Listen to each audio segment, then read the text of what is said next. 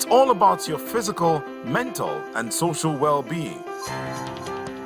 A forum to explore the meaning of health. Learn how to live optimally on health matters.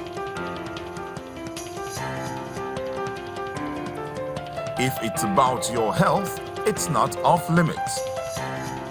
Watch as health experts demystify conditions that baffle us. But the younger you are, the more your body composition that is matter. But we may be able to say there are no healthy carriers. Live on Health Matters every Saturday at 12:30 p.m.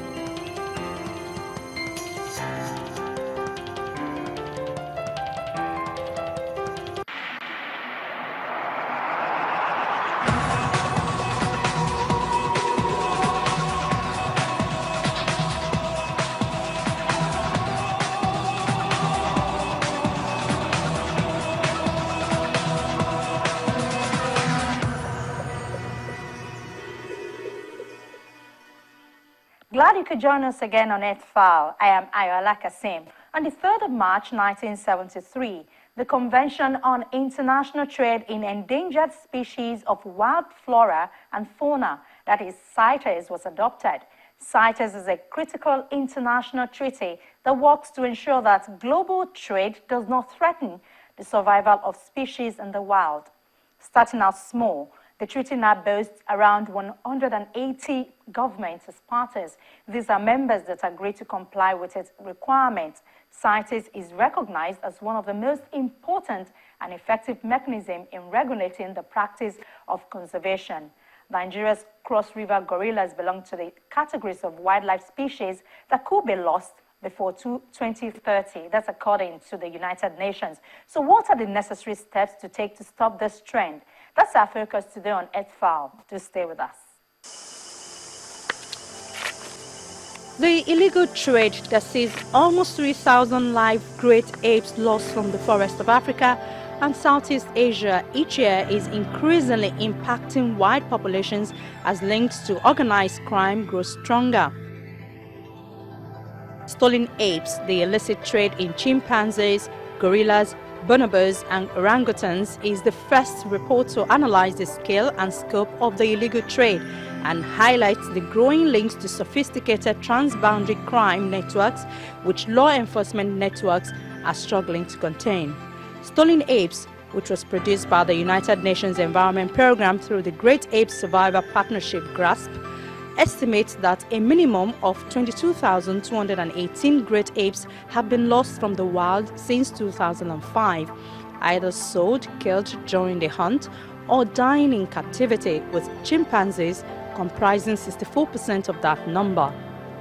The report examines sophistication records, international trade databases, law enforcement reports, and arrival rates from sanctuaries and rehabilitation centers between 2005 and 2011.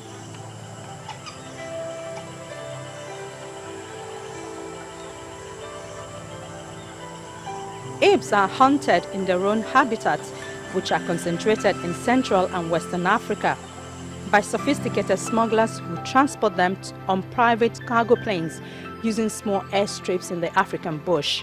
Their destination is usually the Middle East and Asia.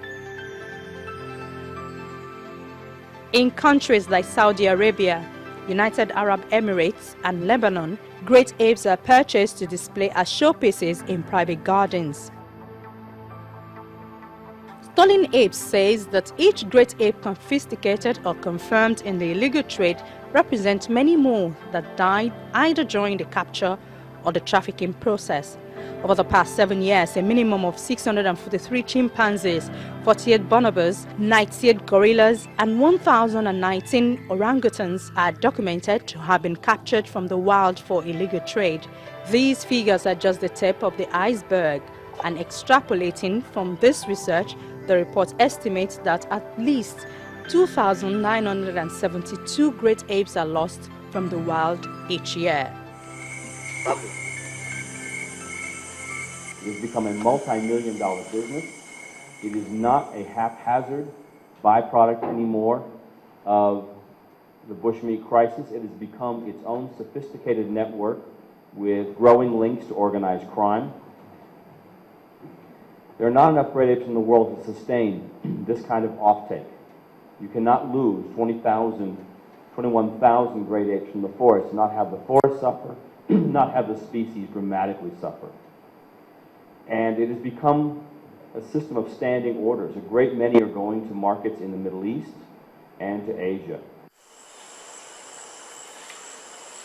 All great apes are endangered and protected under the Convention on International Trade and Endangered Species CITES as Appendix 1 Animals. Yet, Stolen Apes reveals that the illegal trade has shifted from being a byproduct of traditional conservation threats, such as deforestation, mining and bushmeat hunting, to a more sophisticated business driven by demand from international markets. These markets include the tourist entertainment industry, disreputable zoos and wealthy individuals who want exotic pets as status symbols. Great apes are used to attract tourists to entertainment facilities such as amusement parks and circuses. They are even used in tourist photo sessions on Mediterranean beaches and boxing matches in Asian safari parks. Since 2007, standing orders from zoos and private owners in Asia have spurred the export of over 130 chimpanzees and 10 gorillas under falsified permits from Guinea alone, an enterprise that requires a coordinated trading network through Central and West Africa. In a 2-year period, China imported over 130 chimpanzees and 10 gorillas out of Guinea using forged CITES permits. That's shocking enough, except there are no gorillas in Guinea. Those gorillas had to be imported from someplace else to Guinea to then be exported onto China. We say there's a very sophisticated network now that has grown up around this, and quite often it is intertwined with other illegal trade. It is closely associated with the drug trade, the arms trade, laundered money trade. These are being bundled together now, along with ivory and other wildlife contraband, and being moved out collectively. And great apes do bring a great price. The prices vary wildly, but in China, $24,000 is the price for a chimpanzee imported from Africa. A gorilla is almost $40,000. It is worth the risk if you are a poacher for that kind of a payoff. If you are a trader, there is a payday. And this is something we have to counter before it becomes the big business and a further driver towards extinction that the great apes face.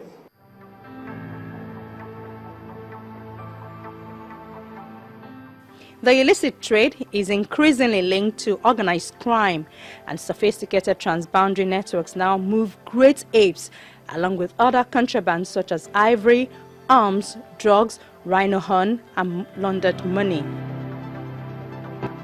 Profit margins are high for the criminal networks. The report found that a poacher may sell a live chimpanzee for $50, whereas the middleman will resell that same chimpanzee at a markup of as much as 400%. Orangutans can fetch $1,000 at resale, and gorillas sold to a zoo in Malaysia in 2002 reportedly went for $400,000 each. Law enforcement efforts lag far behind the rate of illegal trade. Only 27 arrests were made in Africa and Asia in connection with great ape trade between 2005 and 2011, and 1/4 of the arrests were never prosecuted. That's exactly the problem. We have a situation right now, especially in Malaysia, but partly in Indonesia, and also partly in Cameroon, actually, amazingly. There's still some good forest left, even in Malaysia. A lot of this forest is community land. In the Malaysian constitution, there's no provision to keep a forest as an individual for conservation purposes. You can keep your land, but you're supposed to develop it. Now these people want to keep it, and they're thinking of doing a carbon project, but there's no legal framework for that. So we basically will subcontract a legal study to see how can a private landowner or a community keep conservation forests and ultimately benefit from carbon payments. Now going back to Africa, and the cross-river area shared between Nigeria and Cameroon, we have the same situation. We have community land. Sometimes it's not clear and government just grabs the land. I think the Kenyans know that very well. And elections are coming up soon. But we have exactly the same. There are huge proposals from the multinationals to develop oil palm in these areas. At the same time, these are the very important areas for cross-river conservation. We have done a red feasibility study there, and we did it because we want to force the government to do a proper land use planning process. Most often it's exactly what you say. There's no transparent process. There's no stakeholder consultation. You just see there's an agreement between the government and a multinational, and land is given away. There's no alternative scenario. So with our work, and of course we lobby for it, we try to encourage the government. And actually what we did in Cameroon, we finished up the red feasibility, and then we convened a number or sequence of high-level meetings with the ministry to say, before you take any decision on a concession, these are the technical steps to do a proper land use planning process, including consultations with the communities. You have to do this, and then you decide what is the best area for palm oil expansion, what's the best area for conservation, what's the best area for tourism, what's the best area for water towers. But at the end, of course, yeah, it's the government deciding.